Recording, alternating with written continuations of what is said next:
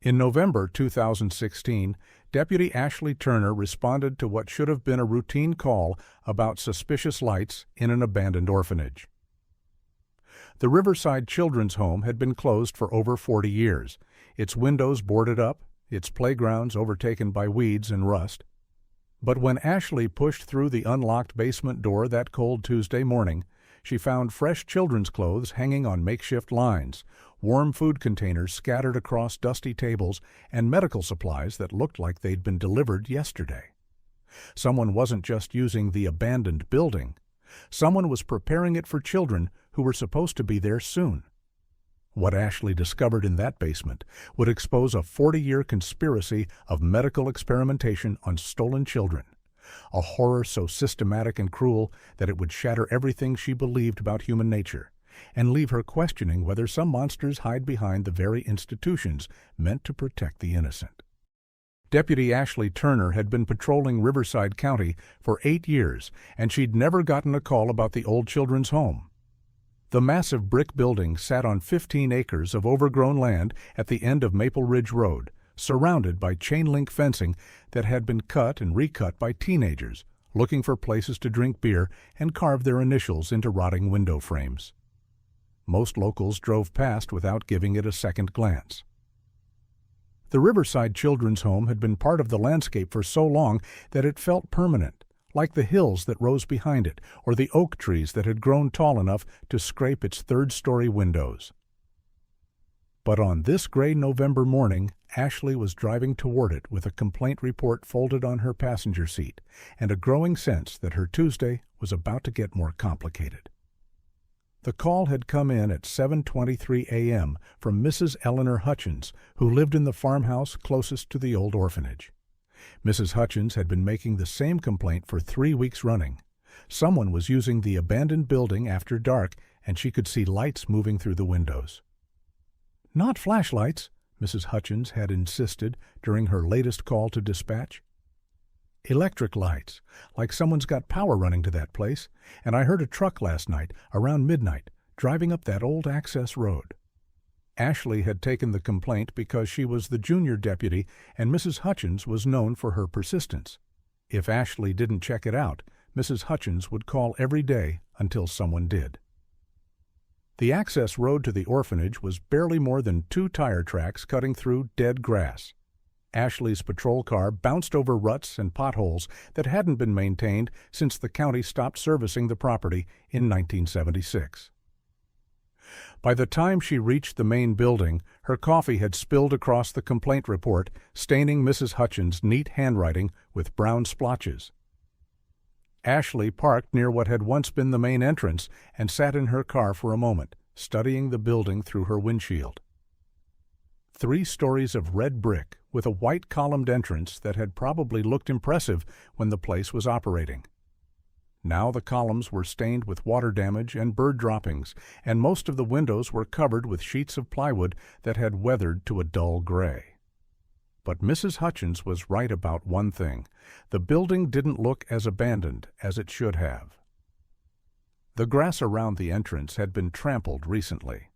Fresh tire tracks marked the gravel circle that served as a parking area. And when Ashley looked closely at the boarded windows, she could see that several of the plywood sheets had been removed and then carefully replaced, leaving gaps just wide enough for someone to see light from inside. Ashley got out of her patrol car and walked toward the main entrance, her boots crunching on gravel that scattered with each step. The heavy oak doors were chained shut with a padlock that looked new. But when she walked around to the side of the building, she found a service door that stood slightly ajar. The door opened onto a stairwell that descended into darkness.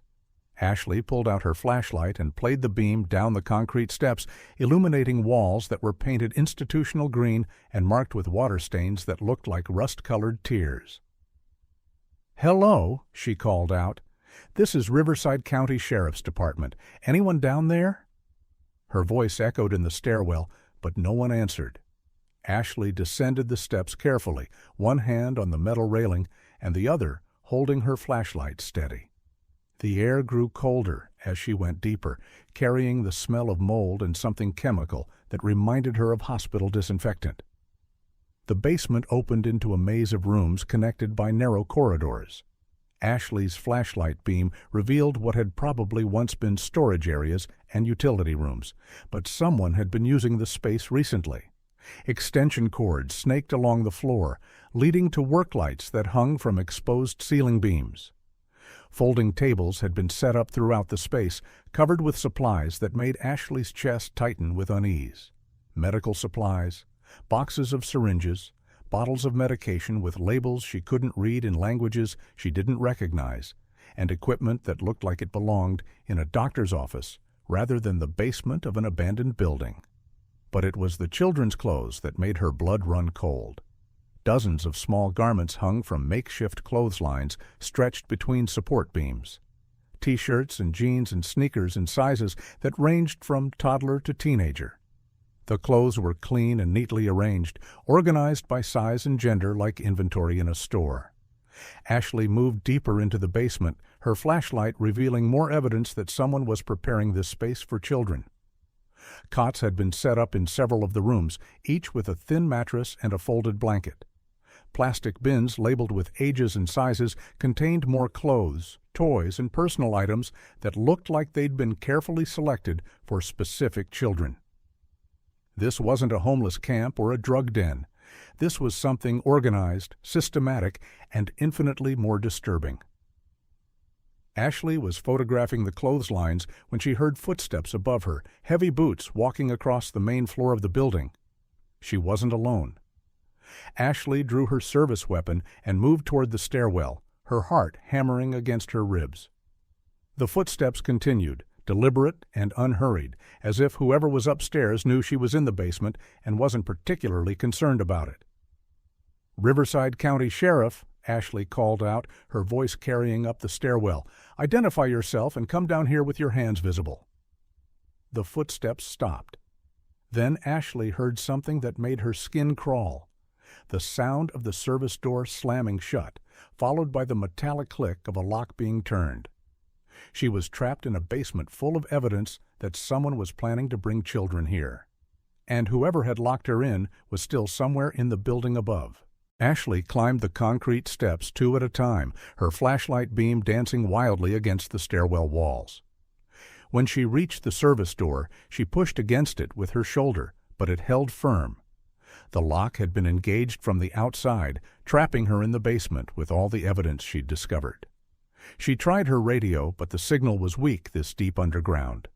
Static filled her earpiece, punctuated by fragments of dispatch calls that had nothing to do with her situation.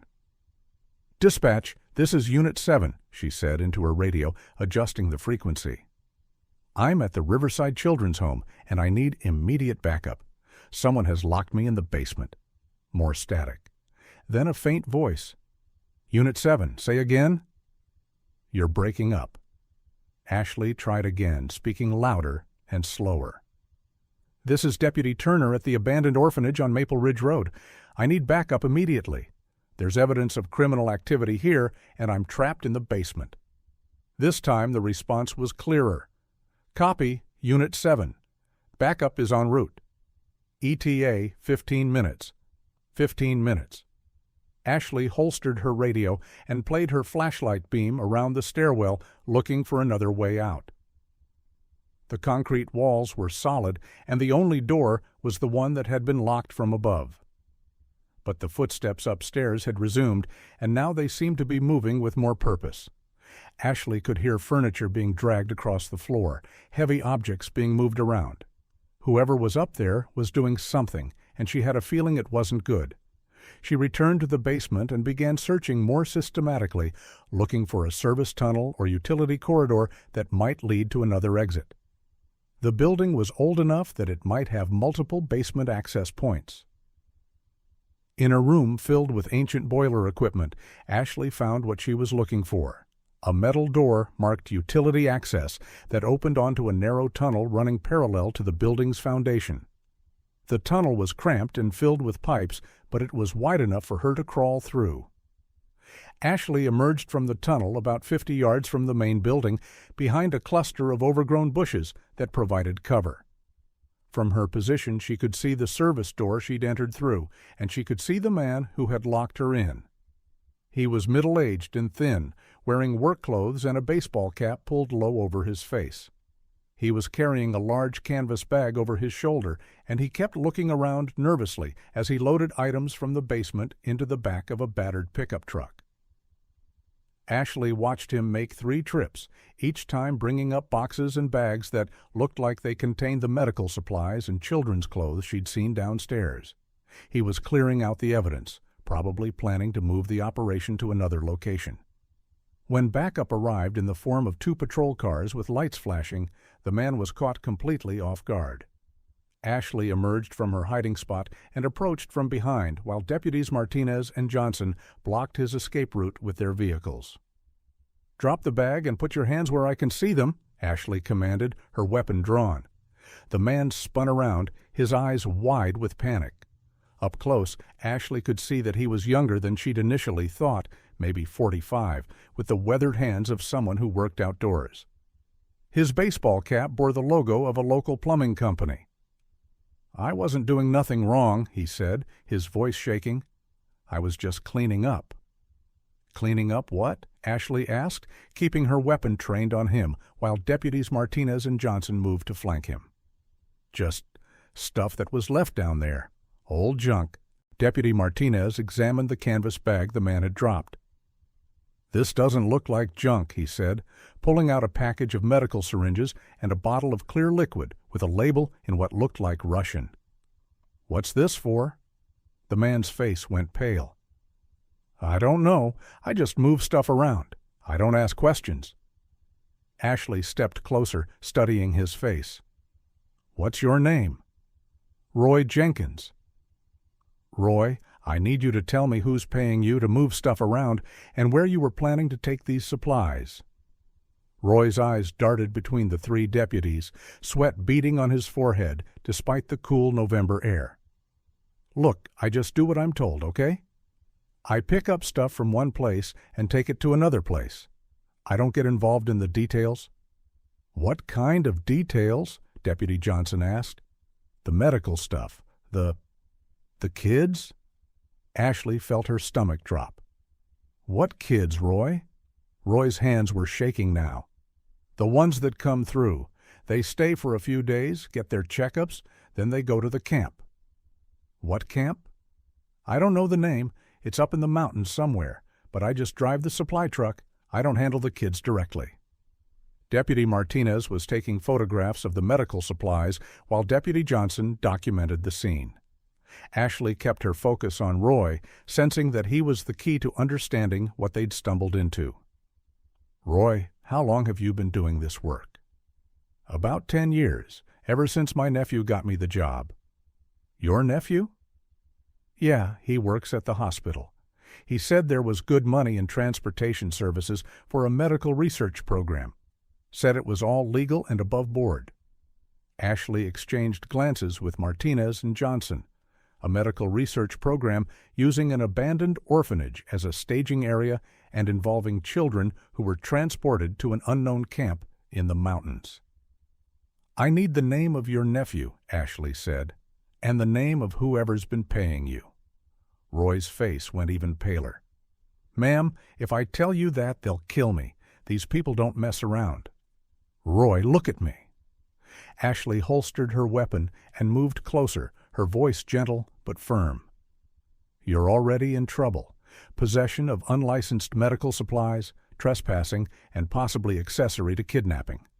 The only way you're going to get out of this is by cooperating fully."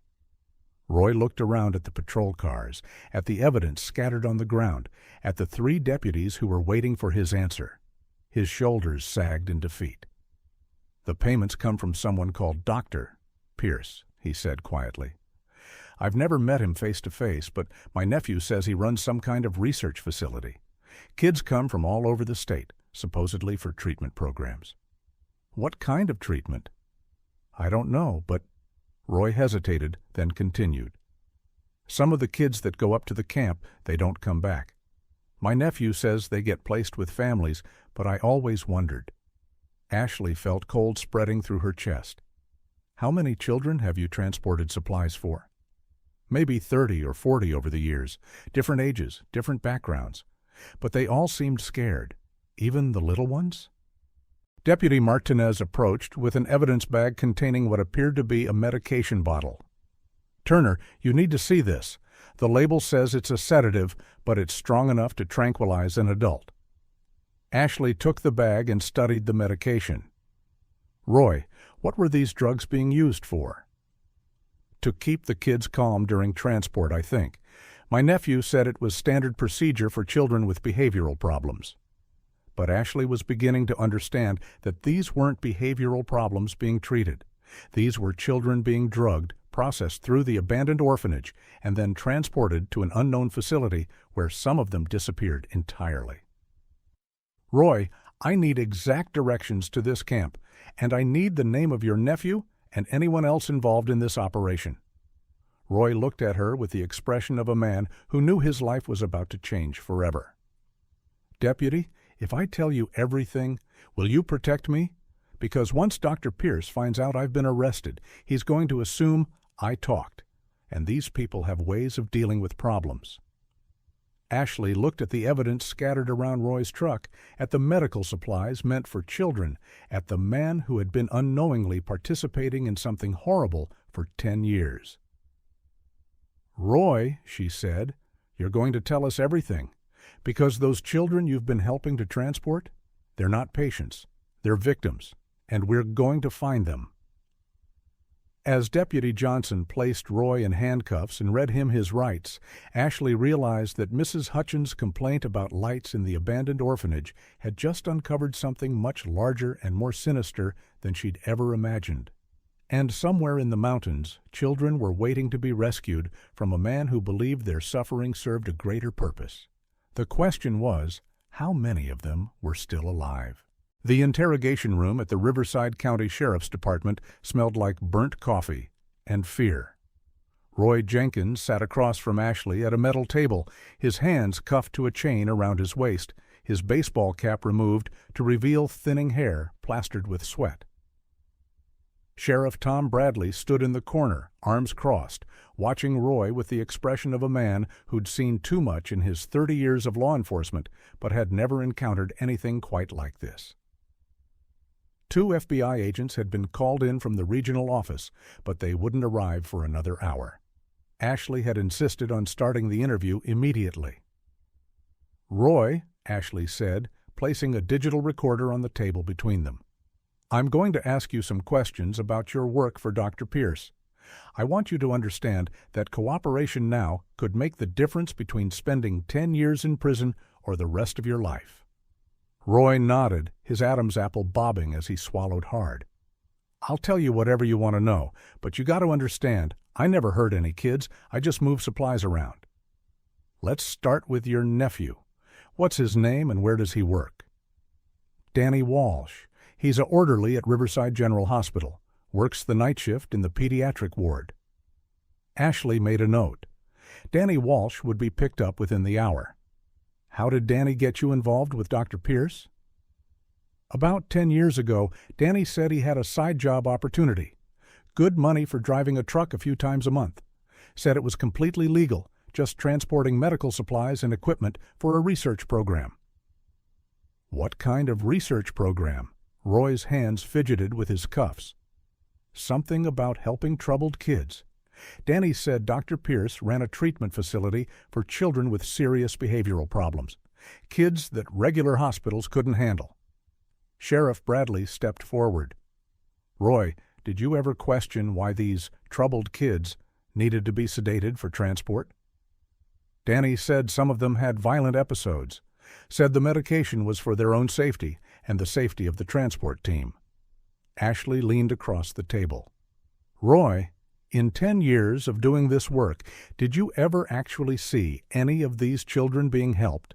Did any of them ever come back looking healthier or happier?" Roy was quiet for a long moment. When he spoke, his voice was barely above a whisper. "No, once they went to the camp, I never saw them again. Danny always said they got placed with specialized families, but you had doubts?" "Yeah, especially after what happened with the little girl. Ashley felt her pulse quicken. What little girl?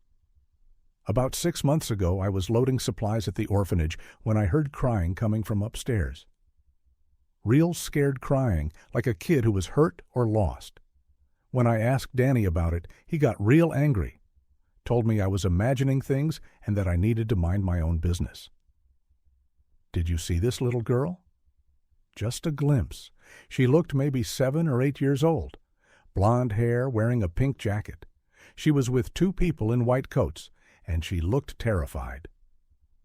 Ashley exchanged glances with Sheriff Bradley.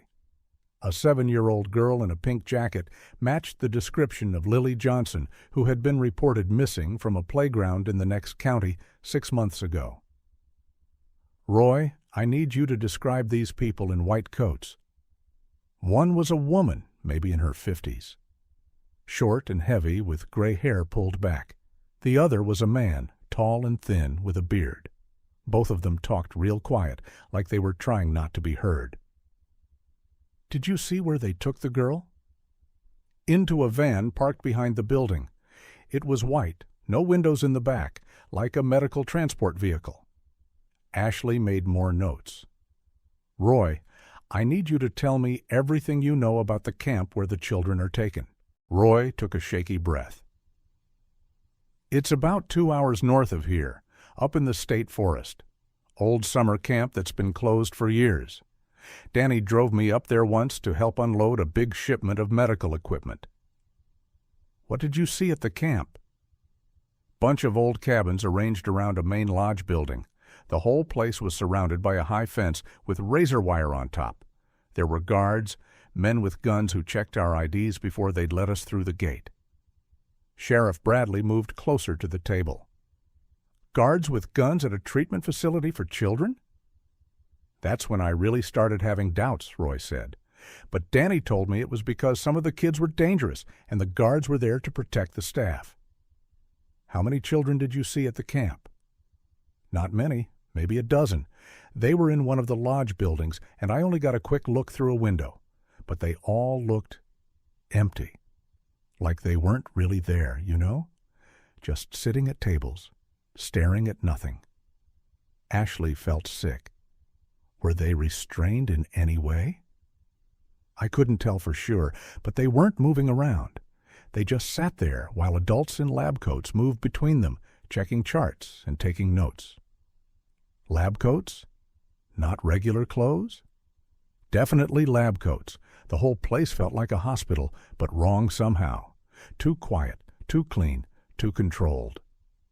Ashley turned to a fresh page in her notebook. Roy, I need exact directions to this camp. You take Route 9 north for about 90 miles, then turn west on Forest Road 247. Follow that for maybe 20 miles until you see a sign for Camp Wildwood. But the sign's been painted over, so you have to know what to look for. What does the sign say now? Private property, no trespassing, but if you look close, you can still see the old camp name underneath. Sheriff Bradley stepped closer to Ashley. We need to get a warrant and coordinate with state police. If there are children being held at this facility, we can't wait for the FBI. Ashley nodded, but she was thinking about something Roy had said. Roy, when you transported supplies to the camp, what kind of medical equipment were you delivering? Weird stuff. Machines I'd never seen before, with lots of wires and monitors. Boxes of medications with foreign labels.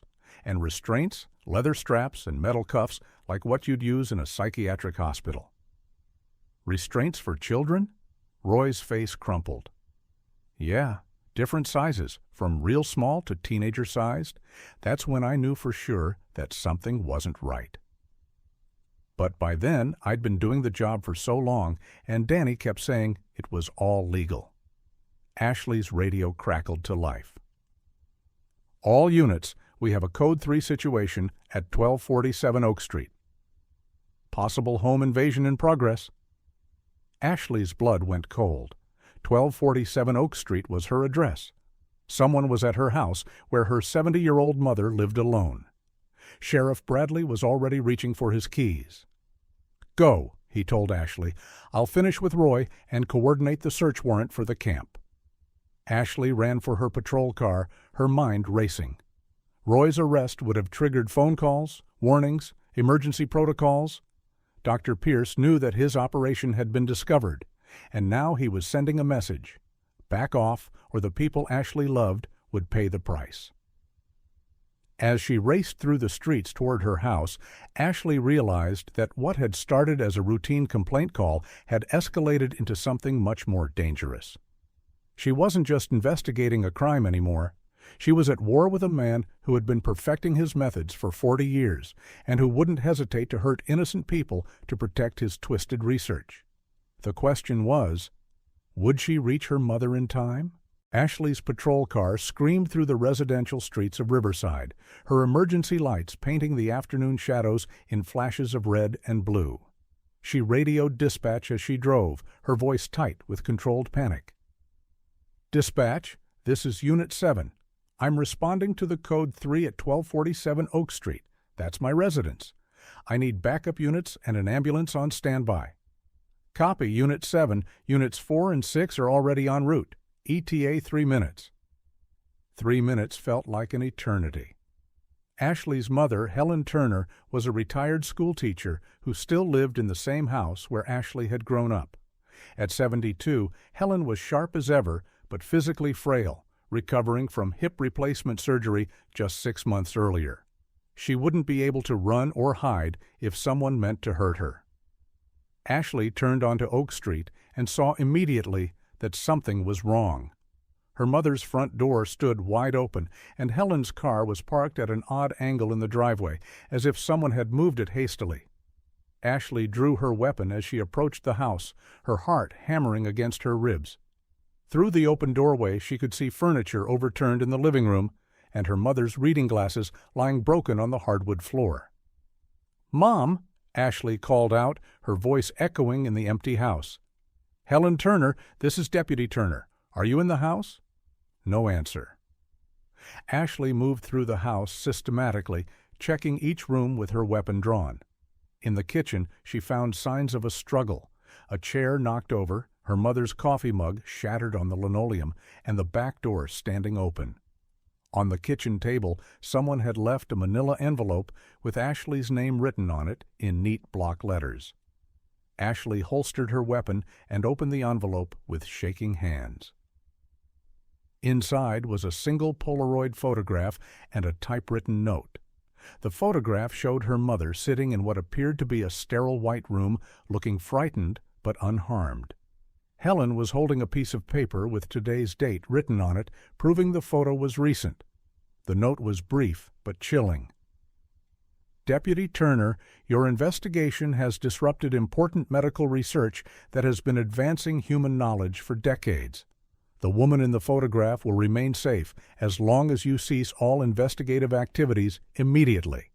Any attempt to locate her or continue your interference with our work will result in her becoming a permanent subject in our behavioral modification program. You have 24 hours to release Roy Jenkins and destroy all evidence collected from the Riverside facility. Further instructions will follow. Dr. Pierce." Ashley read the note twice, her hands trembling with rage and fear. Dr. Pierce had her mother, and he was using Helen as leverage to shut down the investigation. Units 4 and 6 arrived with sirens wailing, and Deputies Martinez and Johnson found Ashley standing in her kitchen, staring at the photograph of her mother. "Turner, what's the situation?" Martinez asked, noticing the overturned furniture and Ashley's pale face. Ashley handed him the note and photograph. "They took my mother, the same people Roy was working for. They want me to back off the investigation." Deputy Johnson examined the photograph carefully. "The background looks institutional. Medical facility? Maybe a hospital or clinic." "Or the camp Roy told us about," Ashley said. "They're holding her somewhere to force my cooperation." Her radio crackled. "Unit 7, this is Sheriff Bradley." "We've got a problem. Danny Walsh wasn't at the hospital when our units went to pick him up. His supervisor says he called in sick this morning and hasn't been seen since." Ashley keyed her radio. "Sheriff, Dr. Pierce has my mother. He left a ransom note demanding that we release Roy and destroy the evidence. There was a long pause. Then Bradley's voice came back, grim and determined. Like hell. We don't negotiate with people who kidnap civilians. I'm calling in the FBI task force and coordinating with state police for an immediate search of that camp location. But Ashley was thinking about the timeline. Her mother had been taken less than 2 hours after Roy's arrest. Dr. Pierce had moved fast, which meant he had people watching the sheriff's department, probably monitoring police communications. Sheriff, Ashley said into her radio, Pierce knew about Roy's arrest almost immediately. He's got inside information about our investigation. What are you suggesting? Ashley looked around her mother's kitchen at the evidence of violence that had taken place in her childhood home. I'm suggesting that Dr. Pierce has been operating for 40 years because he's got protection. People in positions of authority who help him stay hidden. Deputy Martinez was photographing the crime scene while Deputy Johnson dusted for fingerprints. But Ashley knew they wouldn't find any useful evidence. Dr. Pierce was too careful, too experienced for that. Her phone buzzed with a text message from an unknown number. The camp is empty. We moved operations after your friend started talking. Your mother is safe for now, but that could change quickly. Stop the investigation or she becomes a permanent research subject. Ashley showed the message to Martinez and Johnson. They've moved the children. Roy's information about the camp location is useless now. But they're still in the area, Johnson pointed out. Moving that many people and that much equipment takes time and resources. They can't have gone far. Ashley's mind was racing, trying to think like Dr. Pierce. He'd been operating for 40 years, which meant he had contingency plans for situations like this. Multiple locations, secure transportation, people in place to help him disappear if necessary. But he also had Ashley's mother, which gave him leverage. He could afford to take risks because he knew Ashley would be paralyzed by the threat to Helen, unless Ashley found a way to turn that leverage against him. Sheriff Bradley arrived at the house 20 minutes later, accompanied by 2 FBI agents who introduced themselves as Special Agent Sarah Collins and Special Agent Mark Rodriguez. They set up a command center in Ashley's living room, coordinating with state police and federal resources to track down Dr. Pierce's operation. The good news, Agent Collins said, studying a map of the region, is that moving this kind of operation requires significant resources. Medical equipment, vehicles, secure facilities. We're checking every property rental, every medical supply purchase, every suspicious activity report in a 100-mile radius. How long will that take? Ashley asked. 48 to 72 hours for a comprehensive search. I don't have 72 hours. Pierce said 24 hours, and then my mother becomes part of his research program. Agent Rodriguez looked up from his laptop. Deputy Turner, we understand your concern for your mother's safety, but we can't let that compromise the investigation. This Dr. Pierce has been torturing children for 4 decades. We have a chance to shut him down permanently. Ashley felt anger flaring in her chest. Those are easy words when it's not your family being held hostage. Sheriff Bradley stepped between them. That's enough. We're all on the same side here. Collins, what assets do we have for tracking Pierce's communications? We're monitoring all cell towers in the region, looking for unusual data patterns. If Pierce is coordinating a major relocation, he's going to have to communicate with multiple people. We should be able to triangulate his location. Ashley's phone buzzed again. Another text message. You have 22 hours remaining. Release Roy Jenkins and destroy the evidence, or your mother begins treatment for her newly diagnosed psychiatric condition. The first session involves sensory deprivation and experimental drug therapy. Ashley read the message aloud, her voice shaking with rage. He's threatening to torture my mother. Agent Collins placed a gentle hand on Ashley's shoulder. Deputy Turner, this is exactly what Pierce wants. He's trying to make you act emotionally instead of strategically. The best way to save your mother is to stay focused on finding his location. But Ashley was beginning to realize that she might have to choose between justice for 40 years of victims and saving the person she loved most in the world. And she wasn't sure she was strong enough to make that choice. The FBI command center in Ashley's living room buzzed with activity as agents coordinated search efforts across 3 counties. Maps covered every surface, marked with red pins indicating possible locations where Dr. Pierce might have relocated his operation. Radio chatter filled the air as state police units checked abandoned facilities, rural properties, and medical supply warehouses. Ashley sat at her mother's kitchen table, staring at the photograph of Helen and fighting the urge to drive to the sheriff's department and release Roy Jenkins herself. Every minute that passed increased the chances that Dr. Pierce would follow through on his threats. "Turner," Agent Collins called from the living room, "we've got something." Ashley joined the group gathered around Collins' laptop. On the screen was a satellite map showing a cluster of buildings in a heavily forested area about 50 miles north of Riverside. Property records show this was purchased 6 months ago by something called the Mountain View Research Institute, Collins explained. Cash purchase, no financing, registered to a shell corporation that traces back to another shell corporation. Sheriff Bradley leaned over Collins's shoulder. "What kind of buildings are we looking at?" "Former psychiatric hospital, closed in 1998. Perfect for Pierce's operation. Already has medical facilities, secured wards, isolation rooms, and it's remote enough that no one would hear screaming." Ashley felt her stomach clench. "How far is that from here?" Agent Rodriguez checked his phone. "About an hour's drive on back roads. We're coordinating with state police for a tactical response." "Wait," Ashley said, studying the satellite image more carefully. "If Pierce moved his operation there 6 months ago, that means he's been planning for something like this. He knew eventually his orphanage operation would be discovered." "Which suggests he's got multiple backup plans," Sheriff Bradley said grimly. "The man's been operating for 40 years. He doesn't leave anything to chance." Ashley's phone buzzed with another message. 20 hours remaining. "Your mother is asking for you. She's confused about why she's here.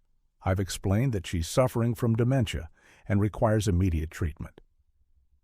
The first medication injections begin in 4 hours unless you comply." Rage burned in Ashley's chest as she read the message aloud. Dr. Pierce wasn't just threatening to hurt her mother. He was planning to destroy her mind, to turn a sharp, independent woman into a broken shell of herself.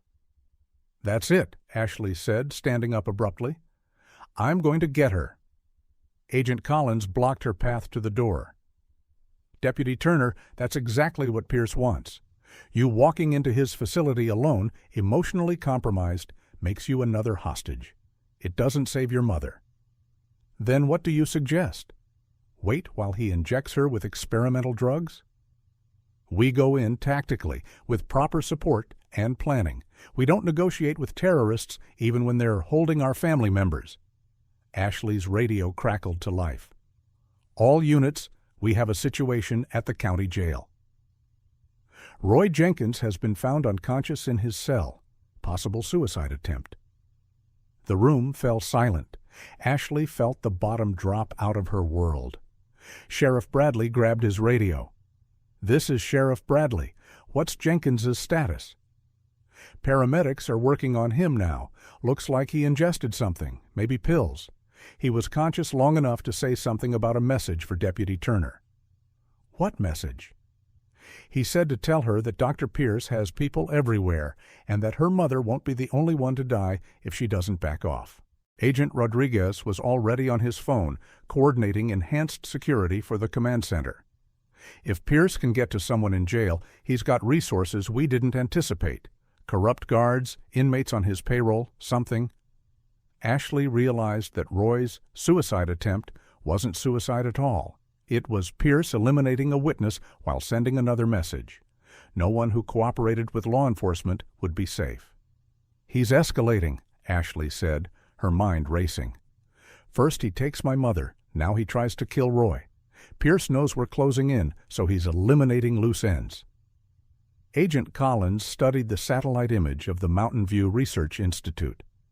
which means he's probably planning to disappear entirely. Kill the witnesses, destroy the evidence, and vanish with whatever resources he's accumulated over 40 years. What about the children? Ashley asked.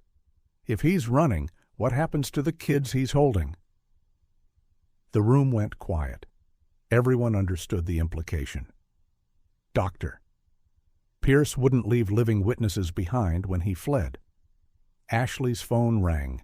This time it wasn't a text message. It was a call from an unknown number. Deputy Turner, she answered. Ashley.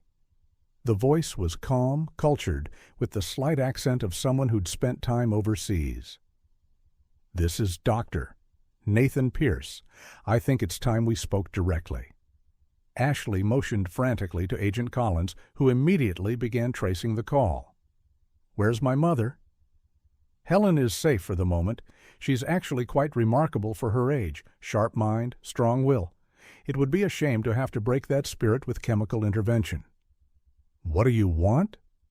I want you to understand something that your colleagues seem incapable of grasping. The work I've been doing for the past 4 decades has advanced human understanding of psychology, neurology, and behavioral science in ways that will benefit humanity for generations. Ashley felt sick listening to Pierce's calm, rational tone.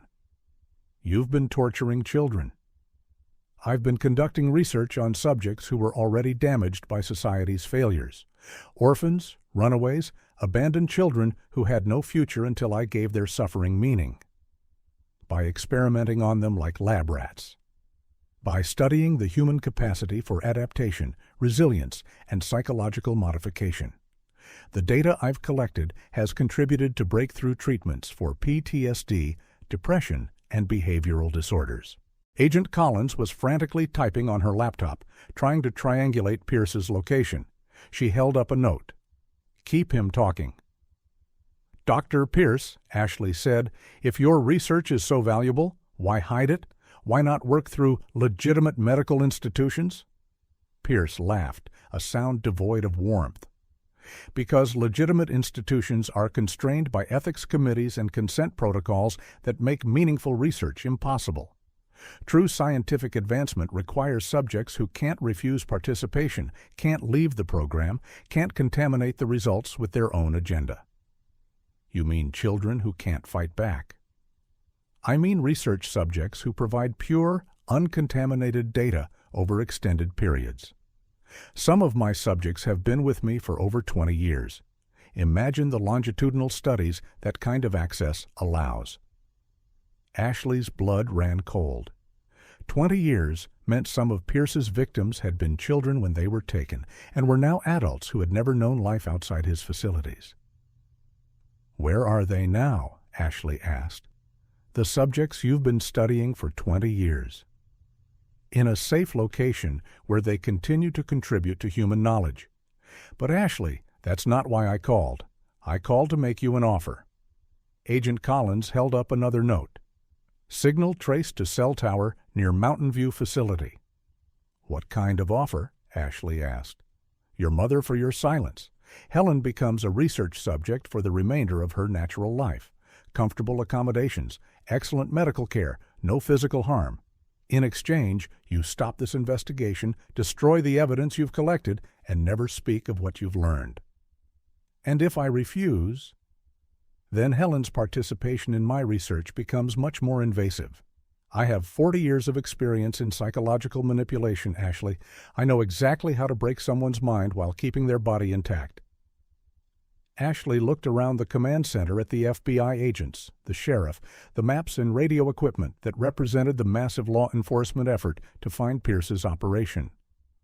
All of it was meaningless if Pierce could torture her mother with impunity. But she also thought about the children Pierce had been holding for 20 years, about the victims who had never had a chance to be rescued because no one knew where to look for them. I need time to think about it, Ashley said. You have 2 hours, Pierce replied. After that, Helen begins the first phase of her treatment program. I'll call you back for your decision. The line went dead. Agent Collins looked up from her laptop. We've got his general location, within a 5-mile radius of the Mountain View facility. But Ashley, you can't seriously be considering his offer. Ashley stared at the photograph of her mother, at Helen's frightened eyes, and the sterile white room that had become her prison. I'm considering whatever it takes to bring her home alive, Ashley said quietly. Because sometimes saving one person you loved was more important than saving the world, even when you knew it was wrong. 2 hours later, Ashley sat alone in her patrol car on a dirt road 5 miles from the Mountain View Research Institute, waiting for Dr. Pierce's call. She'd left the FBI command center against direct orders, telling Sheriff Bradley and the agents that she needed time to think, but knowing she was really preparing to make a trade that would haunt her for the rest of her life. Her radio was turned off. Her phone was set to silent except for Pierce's number. In the passenger seat lay a manila folder containing copies of all the evidence they'd collected from the orphanage. Photographs, Roy Jenkins's statement, medical supply inventories, everything that could be used to prosecute Pierce and his network.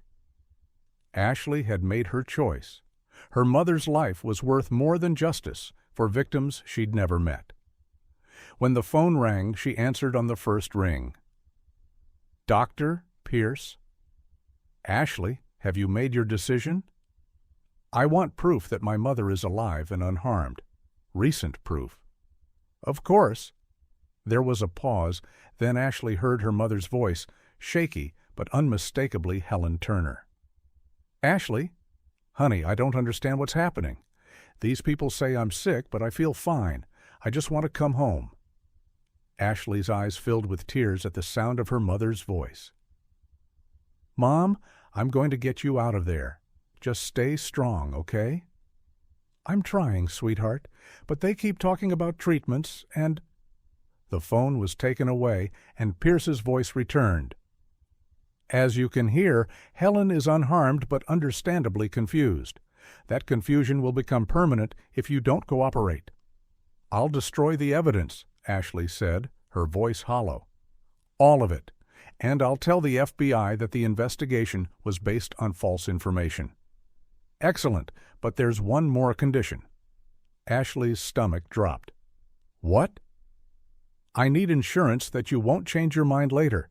You're going to have to witness something that makes it clear what happens to people who interfere with my work. What are you talking about? Roy Jenkins survived his overdose, but he's still in the hospital, heavily sedated and under guard.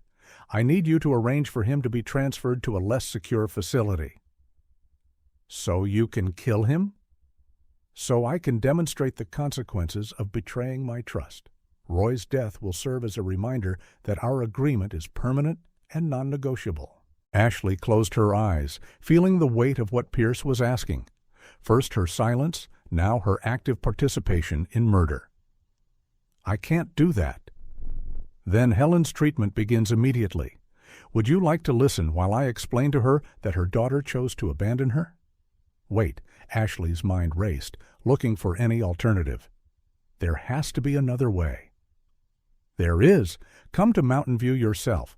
Bring the evidence, and we'll make the exchange in person. You get Helen back, I get the files, and your word that this investigation ends forever. Ashley stared through her windshield at the dark forest that stretched between her and the facility where Pierce was holding her mother. It was obviously a trap. Pierce would never let her walk away after seeing his operation firsthand. But maybe that was okay. Maybe sacrificing herself to save her mother was a trade worth making. Where exactly do I come? There's a service road off Forest Road 247, about 2 miles past the main entrance. Look for a sign marked Authorized Personnel Only. Follow that road to a maintenance building at the rear of the property. Come alone, unarmed, with the evidence files.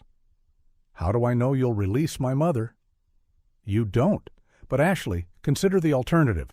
I've spent 40 years perfecting techniques for psychological conditioning. I know exactly how to turn your mother into a compliant research subject who genuinely believes she belongs in captivity. Within 6 months, Helen would be so thoroughly broken that she'd beg to stay with me rather than return to a world she no longer understands. The casual cruelty in Pierce's voice made Ashley's skin crawl. This was a man who viewed human suffering as a scientific tool, who could describe destroying someone's mind with the same detachment he might use to discuss laboratory procedures. 1 hour, Pierce continued. If you're not here by then, Helen's conditioning begins. And Ashley? Don't imagine that your FBI friends can stage a rescue. I have motion sensors throughout the property and enough sedatives to render Helen catatonic long before anyone could reach her. The line went dead. Ashley sat in her car for several minutes, staring at the evidence folder that represented months of investigative work and the possibility of justice for dozens of victims. Then she started the engine and began driving toward Mountain View, knowing she was probably driving to her own death but unable to see any alternative. Her radio crackled to life despite being turned off. Someone was overriding her settings from dispatch. Ashley, this is Sheriff Bradley. I know you can hear me. Don't do whatever you're thinking of doing. Ashley grabbed the radio. Sheriff, he's got my mother. I can't just abandon her. And we can't abandon 40 years' worth of victims because Pierce is holding one hostage. Ashley, think about this rationally. If you give Pierce what he wants, he disappears and continues his research somewhere else. More children die. My mother isn't just one hostage, Sheriff. She's the only family I have left. Which is why Pierce chose her. He's using your love against you, making you choose between personal loyalty and professional duty. Ashley knew Bradley was right, but it didn't matter. She couldn't sacrifice her mother for abstract concepts like justice and duty, even if it was the right thing to do. Sheriff, I need you to understand something. When this is over, if I survive, I'll probably have to live with the fact that I let a monster escape to save my mother. But I can live with that guilt. What I can't live with is listening to Pierce destroy my mother's mind while I have the power to stop it. Ashley, I'm turning off the radio now. Tell the FBI that Pierce is at Mountain View, but give me 30 minutes before you move in. That's all I need. Ashley switched off the radio and threw it in the back seat. Whatever happened next, she was going to face it alone. The service road Pierce had described was barely visible in the gathering darkness, marked only by a small metal sign that was nearly obscured by overgrown branches. Ashley turned onto the narrow gravel path, her headlights illuminating dense forest on both sides. The maintenance building appeared after about a quarter mile, a squat concrete structure with no windows and a single metal door. Ashley parked her patrol car and sat for a moment, looking at the evidence folder on the passenger seat. Inside that folder were photographs of children's clothes hanging in the orphanage basement, Roy Jenkins' confession about transporting medical supplies, and documentation of a 40-year conspiracy to torture vulnerable children in the name of scientific research. If she destroyed those files, Pierce would disappear and continue his work somewhere else. Other children would suffer and die because Ashley had chosen her mother's life over their futures. But as she got out of the car and walked toward the maintenance building, Ashley knew she would make the same choice again. Some bonds were stronger than duty, stronger than justice, stronger than the greater good. The metal door opened before she could knock. A woman in a white lab coat, the same woman Roy had described seeing with the blonde girl in the pink jacket, gestured for Ashley to enter. "Dr. Pierce is waiting for you," the woman said in a voice devoid of emotion. "Do you have the files?" Ashley held up the evidence folder. "I want to see my mother first." "Of course, right this way." The interior of the building was sterile and brightly lit, with the antiseptic smell of a medical facility.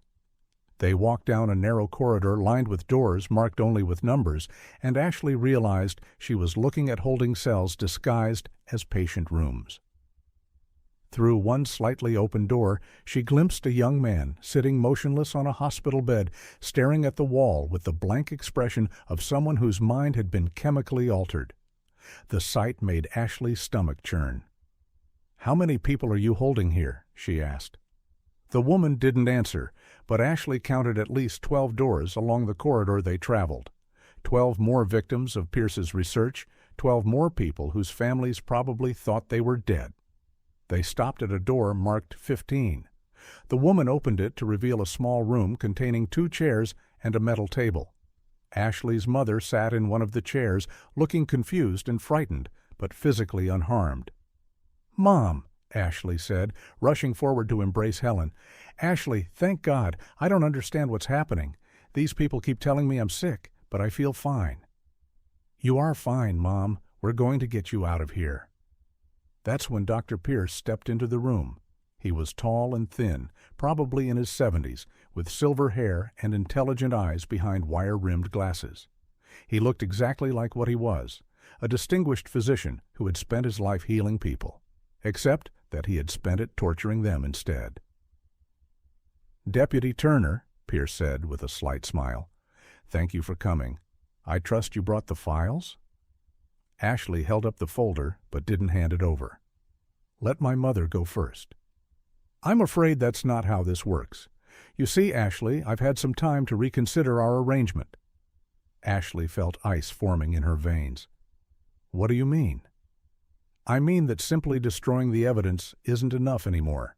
Your investigation has attracted too much attention, brought too many federal resources into play.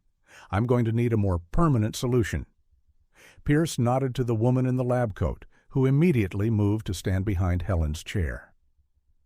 "Both you and your mother are going to become research subjects," Pierce said calmly. "A longitudinal study of family psychological dynamics under controlled stress conditions. It should yield fascinating data." Ashley realized that Pierce had never intended to honor their agreement. He'd lured her here to eliminate the last witnesses to his operation while acquiring 2 new subjects for his experiments. "You bastard," Ashley said, reaching for her service weapon before remembering that she'd come unarmed as Pierce had demanded. Now, Ashley, violence won't solve anything, but don't worry, you and Helen will be well cared for. My research subjects receive excellent medical attention, and the psychological conditioning process is quite humane. Within a few months, you'll both be genuinely grateful for the opportunity to contribute to advancing human knowledge." Ashley looked at her mother, at the confusion and fear in Helen's eyes, and realized that Pierce's trap was perfect. By trying to save her mother, Ashley had doomed them both to become victims of the monster she'd been trying to stop.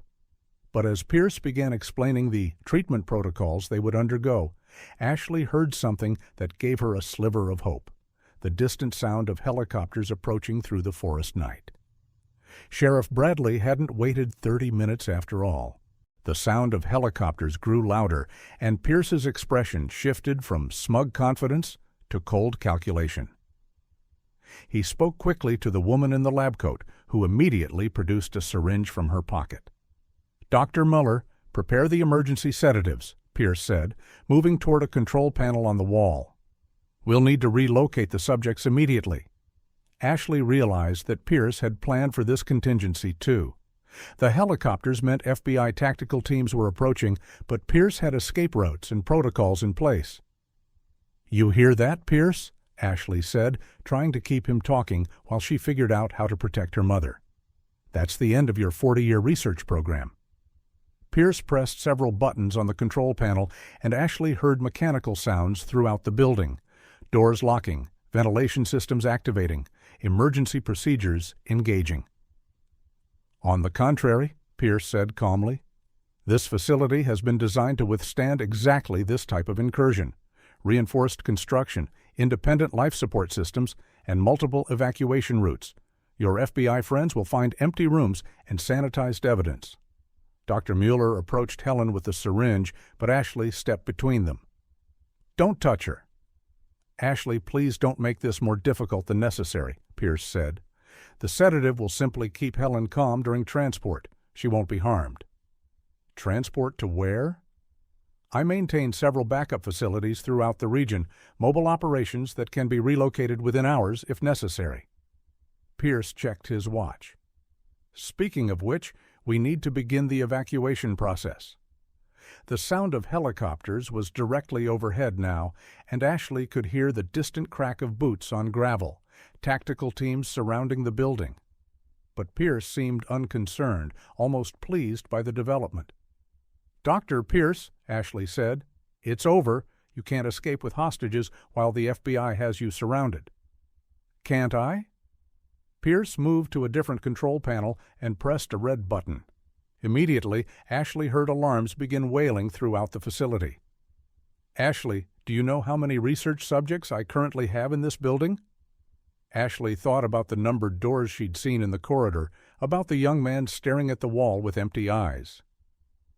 12, 15, 23. Men and women who have been with me for years, some for decades. People whose families believe they're dead, who have no identity outside this facility. Pierce's voice took on a lecturing tone, as if he were addressing medical students. "What do you think happens to 23 severely psychologically conditioned individuals when armed strangers break into their secure environment?" Ashley felt sick as she realized what Pierce was implying. "You're going to use them as human shields. I'm going to allow them to respond naturally to a perceived threat. After years of conditioning, they view this facility as their home, and my staff as their protectors. They'll defend us against any intruders." Dr. Mueller had moved closer to Helen again, the syringe ready. "Dr. Pierce, we need to begin subject preparation immediately." Pierce nodded. "Begin with the mother. The sedative will make transport easier." Ashley grabbed the metal chair her mother had been sitting in and swung it at Dr. Mueller, catching the woman across the shoulder and sending the syringe flying across the room. Mueller stumbled backward, clutching her arm. "Mom, get behind me," Ashley commanded, positioning herself between Helen and Pierce. But Pierce was already activating another control. Doors throughout the facility began opening electronically, and Ashley could hear confused, frightened voices in the corridors, the research subjects being released from their rooms. 23 people who haven't seen strangers in years," Pierce said conversationally. "People who've been conditioned to view outsiders as threats to their safety. I wonder how your FBI friends will handle that situation?" Ashley's radio, which she'd left in her patrol car, crackled to life through an open window. "All units, we have civilians in the building. Repeat, multiple civilians present. They appear to be patients or prisoners, and they're not responding to commands." Pierce smiled. "As I predicted, your rescue team is now faced with a choice: risk harming innocent victims or allow me to evacuate safely with my essential research subjects." The sound of gunfire echoed from somewhere in the building, not automatic weapons, but single shots, probably warning shots fired by tactical officers trying to control the situation without hurting the conditioned subjects. "Dr. Pierce," Ashley said, "those people you're using as shields, they're not research subjects. They're human beings whose lives you've stolen. Some of them have been children when you took them." "They've been given purpose," Pierce replied. "Their suffering has contributed to groundbreaking research in psychological conditioning, trauma response, and behavioral modification. Without their sacrifice, we would know far less about the human capacity for adaptation." Ashley realized that Pierce genuinely believed what he was saying. In his mind, 40 years of torture and experimentation was justified by the scientific knowledge he'd gained. He wasn't evil in his own perception. He was a dedicated researcher, making necessary sacrifices for the greater good, which made him infinitely more dangerous than a simple sadist. Dr. Mueller had recovered the syringe and was approaching Helen again. Ashley looked around the room for anything she could use as a weapon, but the space was deliberately sterile, designed to prevent patients from harming themselves or others. That's when Ashley noticed something Pierce had overlooked in his confidence. The control panel he'd been using was still active, its buttons and switches clearly labeled for various building functions. "Dr. Pierce," Ashley said, moving slowly toward the panel, "you said you've been conducting research for 40 years. What exactly have you learned that's so valuable?" Pierce's eyes lit up with the enthusiasm of a professor discussing his favorite subject. "Extraordinary things, Ashley. We've mapped the neurological pathways of trauma response, identified the precise psychological breaking points for different personality types, developed conditioning protocols that can completely reshape an individual's identity within months." Ashley's hand was inches from the control panel now. "And you've published this research?" Publications would require revealing methodology, which would compromise operational security. But the knowledge itself is invaluable. Imagine the applications for treating severe mental illness or for intelligence operations that require behavioral modification of subjects. Ashley's fingers found the button labeled "Emergency Unlock All Doors" and pressed it. Immediately, every door in the facility clicked open, not just the patient rooms, but secured areas, supply closets, and what Ashley hoped was the main exit. Pierce spun toward the control panel, realizing what Ashley had done. "You've just released 23 psychologically unstable individuals into an armed tactical situation. They could be killed by your own people." But Ashley was counting on something else. She was counting on the possibility that some of Pierce's research subjects retained enough of their original personalities to recognize an opportunity for escape when they saw one. And she was right. Through the open door, Ashley could see people moving in the corridor, not the confused, shuffling movements of broken individuals, but the purposeful actions of people who had been waiting years for exactly this chance. Pierce's 40 years of conditioning hadn't been as successful as he'd believed. Some part of his victims had survived, waiting for the moment when they could finally break free. The sound of gunfire had stopped, replaced by voices. FBI agents trying to communicate with the released subjects, offering help instead of demanding compliance. "It's over, Pierce," Ashley said.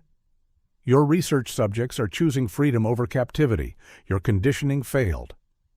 Pierce's face contorted with rage as he realized that his life's work was crumbling around him.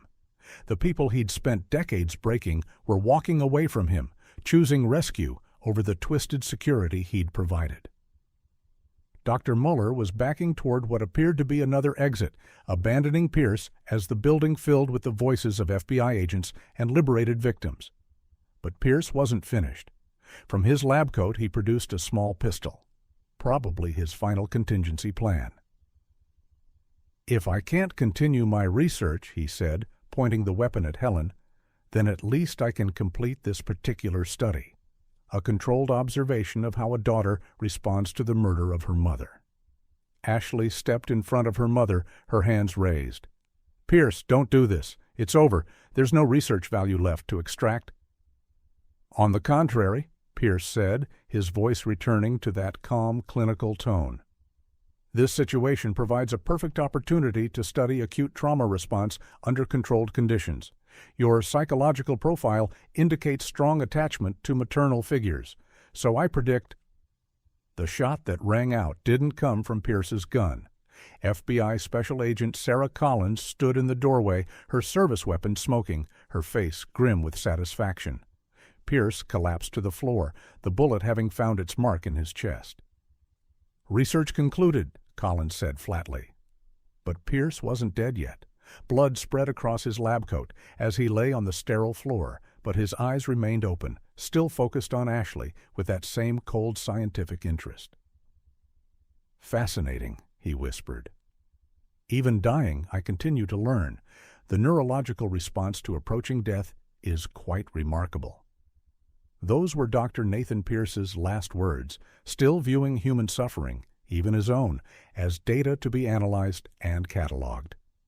Ashley knelt beside her mother, holding Helen close as FBI agents secured the room and paramedics rushed in to treat Pierce's wound. But it was too late. 40 years of evil disguised as research had finally come to an end. Through the open door, Ashley could see FBI agents helping Pierce's former victims, people who had been stolen as children and held for decades, now walking toward freedom on shaking legs, blinking in the bright lights of the tactical team's equipment. 23 people who had been given back their lives. And one monster who would never hurt another child. The next 6 hours felt like a surreal nightmare that Ashley couldn't wake up from. FBI agents flooded the Mountain View Research Institute, transforming Pierce's sterile corridors into a bustling crime scene filled with paramedics, victim advocates, and forensic specialists documenting 40 years of systematic horror.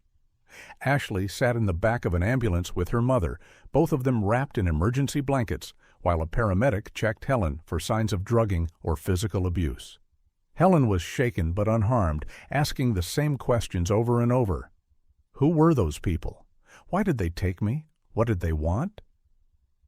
Ashley didn't have answers that would make sense to someone who'd never encountered evil like Dr. Nathan Pierce. "Mom, they were sick people who hurt others for their own twisted reasons," Ashley said finally. "But they're gone now.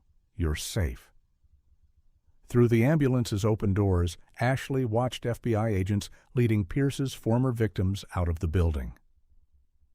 What she saw broke her heart in ways she hadn't expected. Most of the 23 rescued people moved like ghosts, shuffling with the uncertain gait of individuals who hadn't walked freely in years. Some clutched stuffed animals or blankets, childlike comfort objects that suggested they'd been taken as children and had never psychologically aged beyond that point. But what disturbed Ashley most was how some of them reacted to freedom itself. Several had to be gently coaxed away from the building, having spent so many years in captivity that the outside world had become more terrifying than their prison. "Deputy Turner," a woman's voice interrupted Ashley's observations. She turned to see Dr. Sarah Martinez, a forensic psychiatrist who specialized in trauma cases. "I'm going to be working with the rescued individuals. Agent Collins thought you might want to know what we're finding." Ashley helped her mother down from the ambulance, making sure Helen was comfortable on a nearby bench, then walked with Dr. Martinez toward a mobile command center that had been set up in the parking lot. "How bad is it?" Ashley asked. Dr. Martinez consulted her tablet. "Worse than we initially thought. Pierce wasn't just conducting experiments, he was running a systematic program to completely reshape human personalities. Some of these individuals have been here for over 20 years. Since they were children?" "Yes, and Ashley, Pierce was meticulous in his documentation. We've found detailed records of every subject, including their original identities before they were taken." Dr. Martinez showed Ashley a file folder thick with medical records and photographs. "This woman, for example. Pierce's records identify her as Subject F12, but her real name is Amanda Rodriguez. She was 7 years old when she disappeared from a playground in 1998. She's been here for 18 years. Ashley stared at the photograph of a young woman with hollow eyes and graying hair who looked decades older than her actual age of 25. Does she remember who she was? Fragments. Pierce's conditioning was designed to suppress original memories while implanting new ones. Amanda believes her name is Sarah, that she's always lived here, and that Pierce was her father figure who protected her from a dangerous outside world. The psychological cruelty of it made Ashley's stomach turn. Pierce hadn't just stolen these people's freedom. He'd stolen their identities, their memories, their very sense of self. Dr. Martinez, how many of them are like Amanda, completely conditioned to believe Pierce's version of reality? About half. The other half retained varying degrees of original memory, which is why they were able to escape when you unlocked the doors. But even those individuals are severely traumatized and will need extensive therapy to readjust to life outside captivity. Ashley walked through the staging area where victim advocates were providing immediate care to the rescued individuals. Some sat quietly, staring at the ground. Others rocked back and forth or made repetitive motions with their hands. A few seemed more alert, asking questions about what would happen to them next. "Excuse me?" a soft voice said behind Ashley. She turned to see a young man, probably in his early 30s, with the pale complexion of someone who hadn't seen sunlight in years. "Are you the police officer who opened the doors?" "Yes, I'm Deputy Turner." "Thank you." His voice was barely above a whisper. I think my name is David. I remember being called David before I came here, but they called me Subject M23 for so long that I almost forgot." Ashley felt tears burning behind her eyes. "David, do you remember your last name? Anything about your family?" David's brow furrowed with the effort of trying to recall suppressed memories. "Something with a B? Baker? No, Baxter. David Baxter. I had a sister named Jenny. She had red hair like our mother. We're going to help you find them, Ashley promised. FBI agents are already working to match everyone here with missing persons reports. Deputy Turner, David said, there's something you should know about Dr. Pierce's work, something the other officers might not understand. Ashley led David to a quieter area where they could talk privately. What is it? Pierce wasn't just experimenting on us. He was training some of the subjects to go back into the world and recruit new victims. People who'd been so thoroughly conditioned that they believed they were helping children by bringing them to Pierce. Ashley's blood ran cold. How many people were working for him? I don't know exactly, maybe a dozen. They looked like normal people, teachers, social workers, people who worked with children. But they'd been conditioned to identify vulnerable kids and bring them here. Are any of these recruiters still active? David nodded grimly. Pierce sent 2 of them out last week. I heard him talking to Dr. Muller about targeting a homeless shelter in the next county. There are children there with no families, no one who would report them missing. Ashley immediately radioed Agent Collins, who was coordinating the investigation from the command center. Collins, we have a problem. Pierce had recruiters still operating in the field. There might be children being transported to other facilities right now. Copy that. We're already tracking Pierce's communication records and financial transactions. If there are other facilities or active operations, we'll find them. But Ashley knew that Pierce had been planning for contingencies like this for 40 years. He'd built redundancies into his network, backup systems, and satellite operations that could continue functioning even if the main facility was compromised. As she walked back toward her mother, Ashley passed Agent Rodriguez, who was examining boxes of Pierce's research documents that had been removed from the building. "What are you finding in there?" Ashley asked. Rodriguez's expression was grim. Detailed records of every subject Pierce ever held, medical files, psychological evaluations, experimental protocols. And Ashley, the numbers are staggering. How many people? Based on the files we've found so far, Pierce held over 300 individuals during his 40-year operation, some for a few months, others for decades. The 23 we rescued tonight were just the current population. Ashley felt the magnitude of Pierce's crimes settling over her like a weight. 300 people stolen from their families, subjected to psychological torture, and either broken completely or killed when they were no longer useful for research. What happened to the others? Ashley asked, though she suspected she didn't want to know the answer. Some were relocated to other facilities when they became too psychologically damaged to provide useful research data. Others? Rodriguez paused. Pierce kept very detailed disposal records. He viewed failed subjects the same way a researcher would view contaminated lab samples. Ashley understood. Pierce had killed the people who couldn't be completely broken, who retained too much of their original personalities to serve his research purposes. Agent Rodriguez, we need to find those other facilities. There could be hundreds of people still being held captive. We're working on it. Pierce's financial records show property purchases and lease agreements in 6 different states. We're coordinating with local law enforcement in all those areas. As the night wore on, Ashley watched FBI agents and victim advocates work to process the rescued individuals, taking photographs for identification purposes, collecting DNA samples to match with missing persons databases, and providing immediate medical care for years of neglect and abuse. Some of the rescued victims were able to provide information about their original identities and families.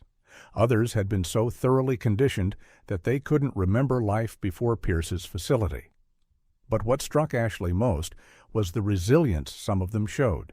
Despite years of captivity and psychological manipulation, they had retained enough of their core selves to recognize freedom when it was offered. Dr. Martinez approached Ashley around dawn, looking exhausted but cautiously hopeful. "We've made some initial identifications," she said. 7 of the rescued individuals have been matched with missing persons reports dating back as far as 1995. Families who never gave up hope, who kept searching for 20 years. Ashley thought about those families, parents who had aged decades wondering what happened to their children, siblings who had grown up with empty spaces at the dinner table, spouses who had never remarried because they refused to believe their loved ones were dead. Are you notifying the families? Starting this morning, it's going to be complicated. These people have been changed by their experiences in ways that their families won't immediately understand. Reunification will be a long, difficult process. Ashley looked toward the building where Pierce had conducted his research, where 300 people had been stripped of their identities and reduced to experimental subjects. The physical structure would be demolished, but the psychological damage Pierce had inflicted would take years to heal. As she helped her mother into her patrol car for the drive home, Ashley realized that her own life had been permanently changed by what she'd witnessed. She'd seen the depths of human evil disguised as scientific progress, and she'd seen the incredible resilience of people who had survived unimaginable trauma. The investigation was far from over. Pierce's network of facilities and recruiters would take months to fully dismantle. The rescued victims would need years of therapy and support to rebuild their lives. But for the first time in 40 years, Dr. Nathan Pierce's systematic torture of vulnerable people had finally come to an end. And 23 people who had been living as ghosts were finally free to become human again. 8 months later, Ashley Turner stood in the conference room of the newly established Pierce Victims Recovery Center, looking at photographs that covered an entire wall. Each picture showed a person who had been rescued from Pierce's network of facilities, not just the 23 from Mountain View, but the 47 additional victims who had been found at 6 other locations across 3 states. The investigation had uncovered the true scope of Pierce's operation, a systematic network of facilities disguised as treatment centers, research institutes, and private hospitals, all designed to hold and experiment on people who had been stolen from their lives and reduced to research subjects. Ashley's phone buzzed with a text message from David Baxter. Reunion went well. Jenny cried for 2 hours, but happy tears. Thank you for giving me back my sister. David had been one of the success stories. His family had never stopped searching for him during his 15 years in captivity, and his reintegration into the world had been difficult, but ultimately healing. He'd even started working as a victim advocate, helping other survivors navigate the complex process of reclaiming their lives. But not all the stories had happy endings. Ashley walked to another section of the wall where different photographs were displayed, missing persons reports for the 127 people who had been held by Pierce over the years, but weren't among those rescued. Some had been killed when they proved unsuitable for research. Others had been transferred to facilities that were never found, their fates unknown. Deputy Turner? A voice behind her interrupted her thoughts. Ashley turned to see Amanda Rodriguez, the woman who had been called Subject F-12 for 18 years but was slowly remembering her real name. Amanda looked healthier than she had 8 months ago. Her hair had grown out, and she'd gained weight. Most importantly, there was life in her eyes again, though Ashley could still see the shadow of trauma that would probably never completely fade. Amanda, how are you feeling about the memorial service tomorrow? Ashley asked. Amanda looked at the wall of photographs, at the faces of people who had shared her nightmare. Sad, but grateful, I think. Sad for the ones who didn't make it out, but grateful that their families will finally know what happened to them. The memorial service would be held for the victims who had died in Pierce's facilities, people whose remains had been found in unmarked graves behind the buildings, whose deaths had been documented in Pierce's meticulous research files with the same clinical detachment he'd used to describe psychological conditioning protocols. Amanda, I wanted to ask you something, Ashley said. You've been working with Dr. Martinez for months now. Are you starting to remember more about your life before? Amanda smiled, the first genuine smile Ashley had ever seen from her. Pieces. I remembered my mother's voice last week. She used to sing to me when I couldn't sleep. And I remember a dog we had, a golden retriever named Sunny. Small things, but they feel like treasures. Amanda's mother had died 6 years ago, never knowing that her daughter was alive and being held just 2 hours away from their family home. Her father, now in his 70s, was slowly building a relationship with the daughter he'd thought was dead for 18 years.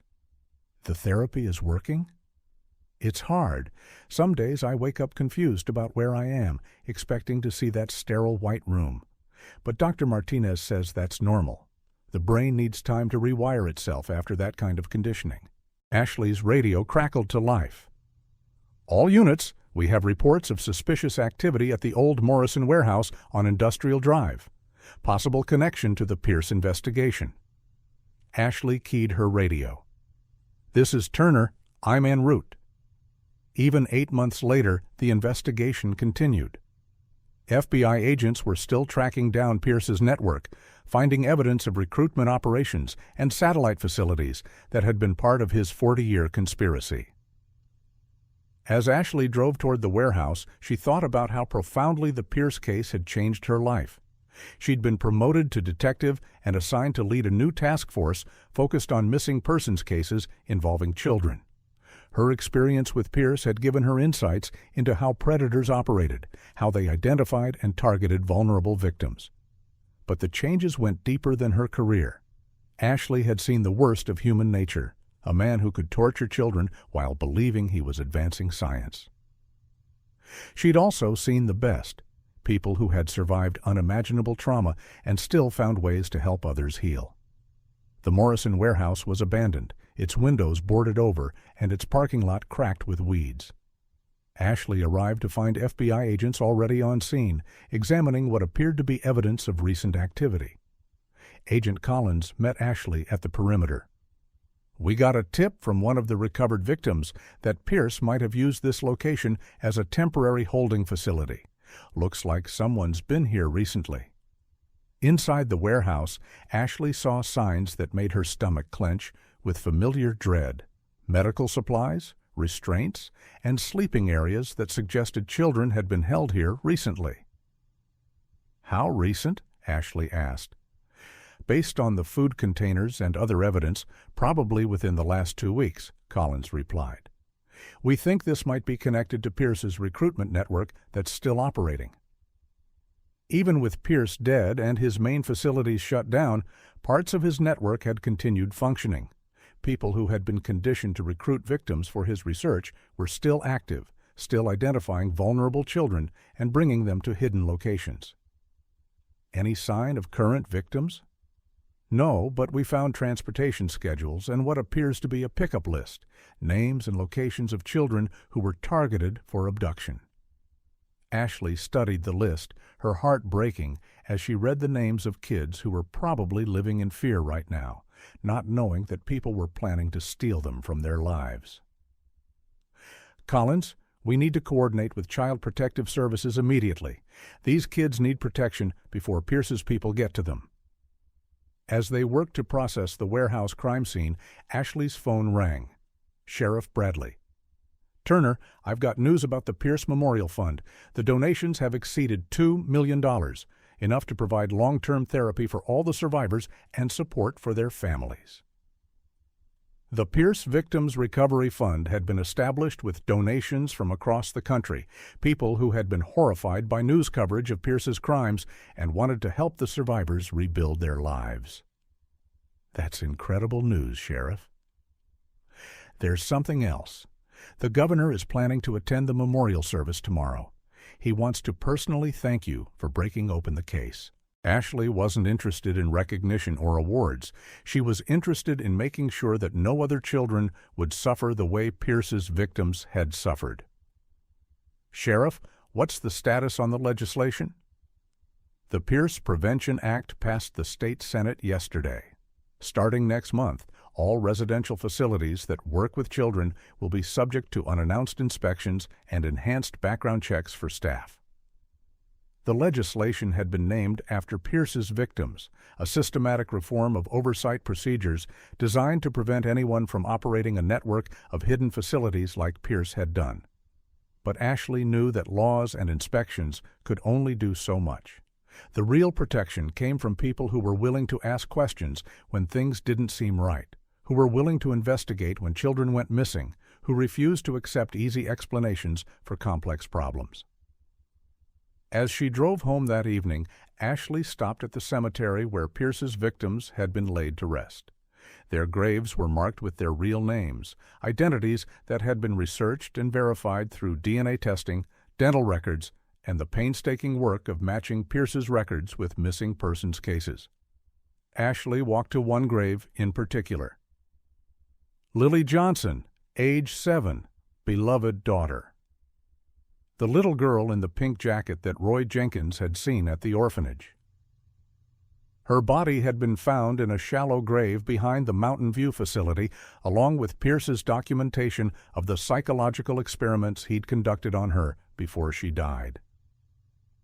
"We got him, Lily," Ashley said quietly. "And we found the others. They're safe now." As Ashley stood among the graves of Pierce's victims, she realized that the title of the original news coverage had been right. What she'd found in that basement had changed her life forever. She'd learned that monsters could hide behind respected facades, that evil could disguise itself as science and progress. She'd seen the depths of human cruelty and the incredible resilience of survivors. But most importantly, she'd learned that sometimes one person asking the right questions at the right time could save dozens of lives and bring justice to those who had been forgotten by the world. Ashley's radio crackled with another call, a missing child report, a family desperate for help, another chance to make sure that no one else would disappear into a nightmare like Pierce had created. She walked back to her patrol car, ready to answer the call, knowing that somewhere in the darkness there were always people who needed someone to believe them, to search for them, to refuse to give up until they were found. The war against people like Pierce would never truly end. But Ashley Turner had learned how to fight it, one investigation at a time, one missing person at a time, one family at a time. And that was exactly what she planned to do for the rest of her life. In the distance, the lights of Riverside glowed against the night sky, a community that was safer because one deputy sheriff had decided to take a neighbor's complaint seriously and investigate what should have been an abandoned building. Sometimes that's all it took to change everything. Sometimes the most important cases began with the simplest questions. What's that light in the window? Who's been using that building? Why are there children's clothes in an abandoned basement? Ashley Turner had asked those questions and followed them into the darkness and brought back 70 people who had been lost to the world. It was enough. It was more than enough. It was everything.